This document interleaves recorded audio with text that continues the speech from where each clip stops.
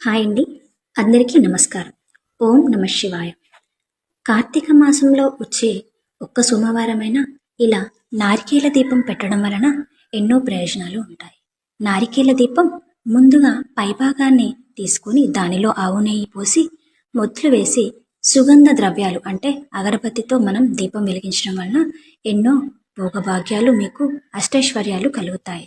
So నారికేల దీపం వెలిగించిన తర్వాత అలాగే ధూపం, పసుపు, కుంకుమ, అక్షింతలు, చందనం అన్నీ స్వామివారికి సమర్పించిన తర్వాత ముందుగా ధూపం సమర్పించండి. ఆ తర్వాత దీపం సమర్పించండి. దీపం సమర్పించిన తర్వాత మీరు ఏదైతే చేశారో శక్తి కొలది మీ నైవేద్యం ఏదైతే ఉందో అది స్వామివారికి మనస్ఫూర్తిగా సమర్పించండి. స్వామివారికి నైవేద్యం సమర్పించిన తర్వాత మీరు మంగళహారతి ఇవ్వాల్సి ఉంటుంది.